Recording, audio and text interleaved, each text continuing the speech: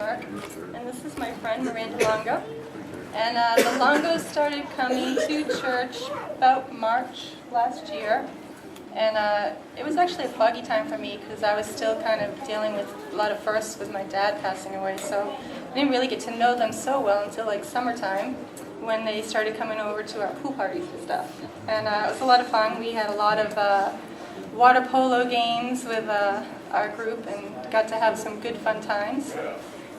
And then Miranda went to the retreat, actually without Mom and Dad, and got to actually see the lives of the people in the church that, it's real, because it's not just something that happens on Sunday or Wednesday or when you get together, but you're actually yourself in that situation. And so she got to see a lot of what it meant for Jesus to be a part of your life and give her some food for thought.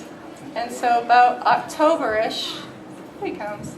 About October-ish, we started studying the Bible, and we did a lot of character studies and, looked at the Word and what does the Word mean and what is the Word. And I think the thing about Miranda is that she really rejuvenated my faith because she was very much like the Bereans in that she was eager and earnest, and she went back and she looked at what the Word was. And then she actually took it one step further and started sharing her faith with all her friends. And, hey, this is what this means to me. I am what I am because I started taking this and applying it to my life. Even before we did discipleship, she was doing this. And it's just really amazing to see how the Word can change somebody so quickly. And that she didn't really have a faith that, she was, I guess you could say agnostic is what you were, where she knew God, but she thought God left her alone, so she didn't want any part of it. And then she just couldn't help but want to be a part of his life again when she saw what it did for other people and for herself. And so I'm just really encouraged by her. I think that she really appreciates the gift that God's given her, and that she has a gratitude that is really going to carry her through the long haul, that she's going to hold on to that and be able to really make a difference in God's kingdom. So I'm very proud of you. And I'm very grateful to have been a part of these studies. And I'll let your mom go. Well, We had a... jump in here. Why don't you explain a little bit? I'll explain. The teens are at the winter retreat, and they're on their way back. And on their way back, they get a flat tire. And Maddie King was one of those that studied along with Diane, with Miranda. And, obviously she wanted to be here to share. So I got on the phone with her, and playing the part of Maddie King today is me. So I'm going to do my best, because I had to write really fast, while I was listening to her on the phone. But one of the things that she said that she hasn't known Miranda for a very long time. But, the way that Miranda's opened up, she's been very impressed with her openness, her honesty, her sincerity.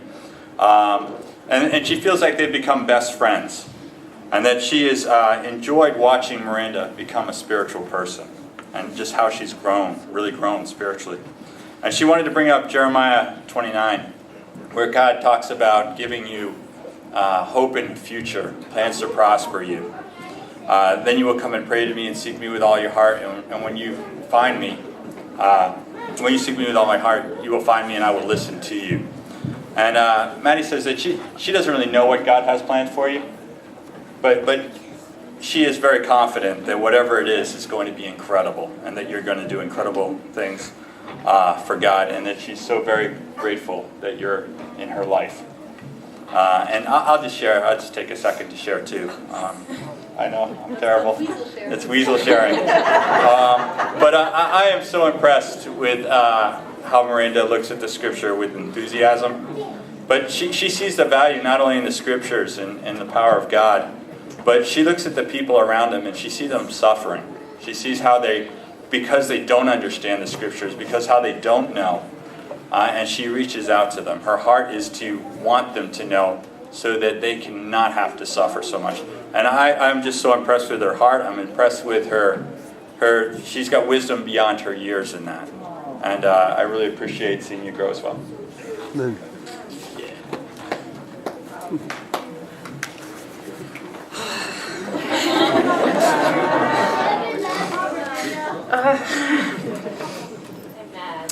This is just such a joy for me as a parent. I mean, I don't even think that there's words to really describe it.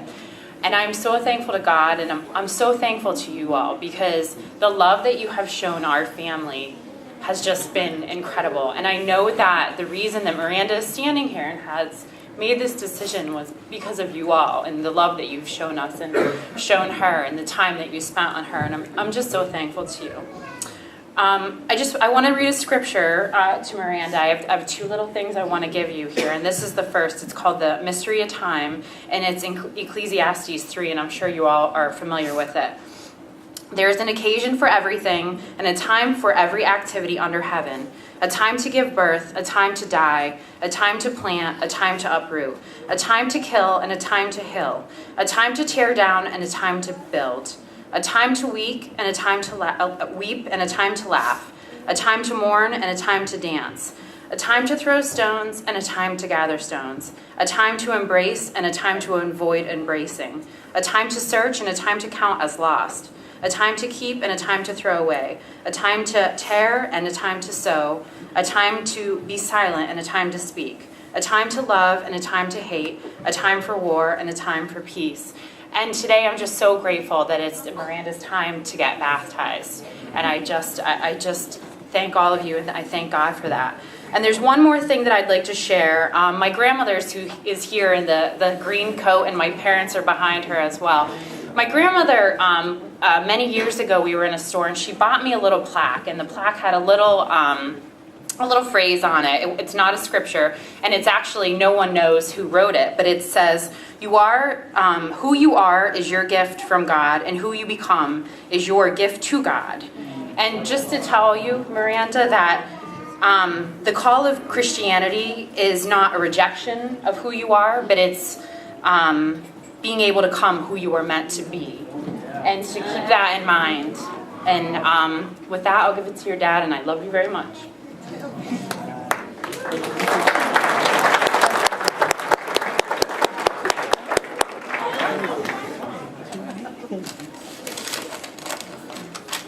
I just want to start off by saying I'm very proud. You're so beautiful. You're such a wonderful daughter.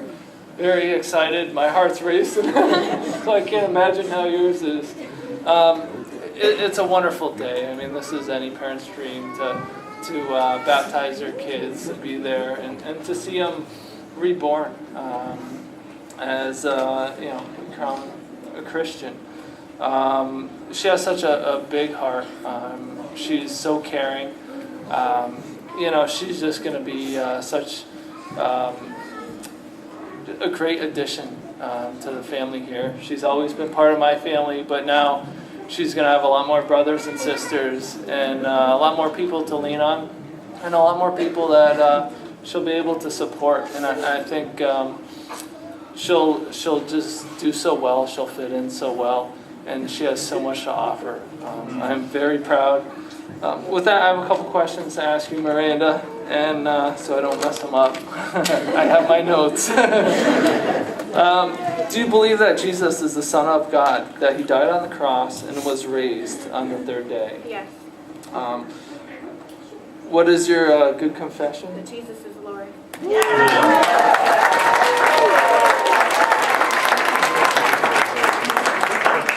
With that, we shall baptize her in the name of the Father, the Son, and the Holy Spirit.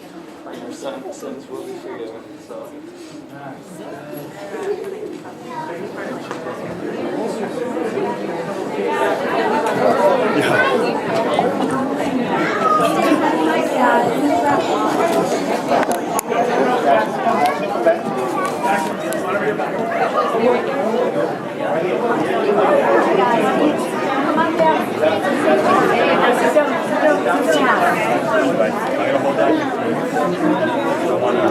Hold your nose with that hand, and then hold that in there. I know you're close.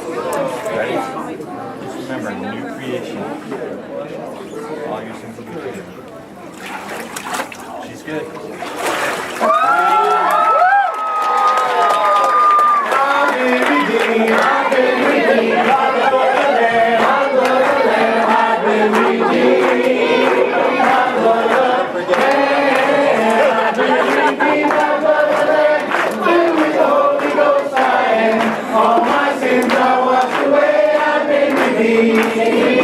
Well, that's all.